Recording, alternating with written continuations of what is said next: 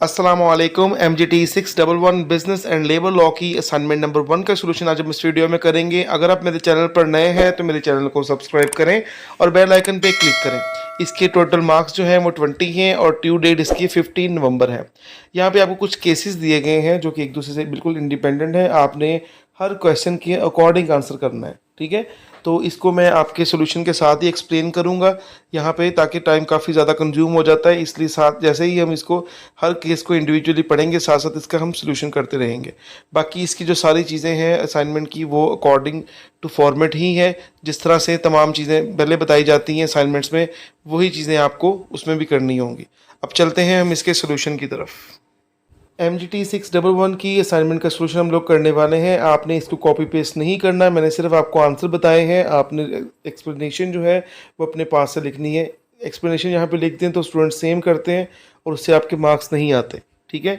तो सबसे पहले हम केस नंबर 1 की तरफ चलते हैं कि ABC कंपनी ने कंसील किया है इस चीज़ को कि उनकी जो प्रॉपर्टी है उसके अंदर स्फीयर स्ट्रक्चरल डैमेजेस हैं, कि वो बुरी तरह से ख़राब है उनकी प्रॉपर्टी, ठीक है। और उन्होंने किसी ऐसे XYZ बायर को ये कह के सेल कर दिया कि कंपनी जो हमारी प्रॉपर्टी है ये बड़ी अच्छी हालत में है, इसका स्ट्रक्चर बिल्कुल अच्छा है। बायर ने जो है वो उस पर उसके झूठी बात पे, इंफॉर्मेशन पे रिलाई कर लिया है, यकीन कर लिया है, ठीक है। और उसने प्रॉपर्टी को परचेज़ कर लिया है। बाद में उनको इस चीज़ का पता लगा कि उनके साथ धोखा हो गया है, ठीक है। तो ये एक वैलिड कॉन्ट्रैक्ट नहीं है, क्योंकि यहाँ पे फ्री कॉन्सेंट पार्टीज़ की अवेलेबल नहीं है। आपने कंडीशन को जो है वो फाइंड करना है और उस पर कमेंट करना है। सोल्यूशन क्या है कि ये एक फ्रॉडुलेंट एक्टिविटी है, क्योंकि ABC कंपनी को एक्चुअल कंडीशन उसकी प्रॉपर्टी की पता थी, ठीक है। और उसने जो है फिर भी इसको परचेजर को विदाउट इसको बताए बगैर उसने उसको सेल किया है, ठीक है। और इसकी जो कॉन्सेंट है वो फ्री नहीं है। तो अकॉर्डिंग टू मी ये फ्रॉडुलेंट एक्टिविटी है, या इसको मिसरिप्रेजेंटेशन भी कह सकते हैं। पर जो बेस्ट मोस्ट रिकमेंडेड इसके अकॉर्डिंग, सिनेरियो के अकॉर्डिंग जो आंसर बनता है वो फ्रॉडुलेंट एक्टिविटी होगा। फिर भी आपने एक मरतबा से उसको, जो आपके फ्री कॉन्सेंट वाला टॉपिक है, उसको देख के फिर इसको सॉल्व कर लेना है। ये सिर्फ 2 लाइनों का आंसर नहीं लिखना है, मैंने सिर्फ आपको टू द पॉइंट आंसर बता दिया है। एक्सप्लेनेशन आपने इसकी लाजमी लिखनी है, फिर ही आपको पूरे 5 नंबर मिलेंगे।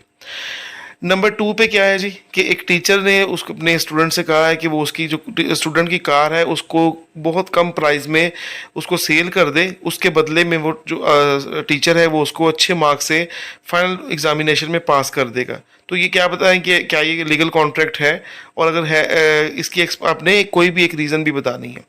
तो ये एक वैलिड कॉन्ट्रैक्ट नहीं है, ना ही लीगल कॉन्ट्रैक्ट है, क्योंकि यहाँ पे टीचर जो है वो उसको अनलॉफुल ऑफर्स कर रहा है, जो कि इलीगल ऑफर्स कर रहा है। और इस सबसे पहली कॉन्ट्रैक्ट की बात ही क्या होती है कि वो इन्फोर्सेबल बाय लॉ होना चाहिए। कल को अगर वो क्लेम करता है कि जी स्टूडेंट जो है कि मुझे मार्क्स नहीं दिए या जो भी किया है, तो सबसे पहली बात ही ये है कि कोई भी कॉन्ट्रैक्ट तब लीगल होगा जब उसकी कॉन्सेंट फ्री होगी, वो कोई इलीगल एक्टिविटी वो नहीं करेंगे। तो यहाँ पे वो इलीगल एक्टिविटी है, ठीक है, क्योंकि एक कार जो है वो उससे काफ़ी कम प्राइस में जब सेल होगी, इस बदले में कि वो स्टूडेंट जो है वो पास हो जाएगा और टीचर उसको गलत ऑफर कर रहा है, तो ये एक लीगल कॉन्ट्रैक्ट नहीं है, ठीक है। ये इलीगल कॉन्ट्रैक्ट है या वॉइड कॉन्ट्रैक्ट है। नंबर C पे क्या है कि mister Y bought a horse, mister Y ने एक जो है वो घोड़ा खरीदा है मिस्टर एक्स से, जो कि 2 लाख रुपए का है। मिस्टर एक्स ने ये क्लेम किया है कि ये आपको फॉर्म में यूज़ कर सकते हैं आप इसको, पर बाद में ये पता लग रहा है कि ये जो घोड़ा है ये बीमार है, ठीक है। और उसको जो है मिस्टर वाई इसको यूज़ नहीं कर सकता। अब मिस्टर एक्स ने उसको जानबूझ के डिसीव किया है, धोखा दिया है, ठीक है। तो क्या ये लीगल कॉन्ट्रैक्ट है? अगर नहीं है तो क्यों नहीं है, ठीक है। तो ये एक लीगल कॉन्ट्रैक्ट नहीं है, क्योंकि उसके लिए ज़रूरी है कि कॉन्सेंट दोनों पार्टी की ज़रूरी होनी चाहिए। तो ये फ्रॉडुलेंट या कॉर्शन वाली एक्टिविटी है, जिसमें उसने फ्रॉड किया, उसको पता है कि उसकी चीज़ ख़राब है और उसने जानबूझकर उसको एज अ फ्रॉडुलेंट कह लें एक्टिविटी करते हुए उसने उसको जो है चीज़ अपनी सेल की है। तो ये इन्फोर्सेबल बाय लॉ नहीं होगा, ये वॉइड कॉन्ट्रैक्ट है, this is not a legal contract. Number D पे क्या है कि जी एक एम्प्लॉयर ने अपना एक इन्फ्लुएंस अपने जो एम्प्लॉयज़ पे जो अपना ज़ोर ज़बरदस्ती के साथ उनको इस चीज़ के लिए एक कॉन्ट्रैक्ट में एग्री करवाया है कि आप एक कॉन्ट्रैक्ट में या एक एग्रीमेंट में आप एंटर हो जाएं कि वो उनको इनकी तमाम जो कंडीशंस हैं टर्म्स को, चाहे वो माने या ना माने, इनको वो एक्सेप्ट करनी पड़ेंगी। ठीक है, ताकि वो अपना अनड्यू इन्फ्लुएंस उसने यूज़ किया है ताकि वो अपनी जो उसके दिल कर रहा है उसके मुताबिक अपना वो जो टर्म्स एंड कंडीशन है उसके मुताबिक एम्प्लॉयज़ को चला सके, जबकि एम्प्लॉयज़ इस चीज़ से एग्री नहीं है। जो भी उसने उसकी टर्म एंड कंडीशन रखी हैं उसने उनसे को इन्फोर्सिबली उनको एग्री करवाया है। तो क्या बताएं कि ये लीगल कॉन्ट्रैक्ट है? तो ये एक लीगल कॉन्ट्रैक्ट नहीं है, क्योंकि कॉन्सेंट सबसे पहले किसी भी कॉन्ट्रैक्ट के लिए एसेंशियल फीचर है कि आपकी कॉन्सेंट जो है वो फ्री होनी चाहिए।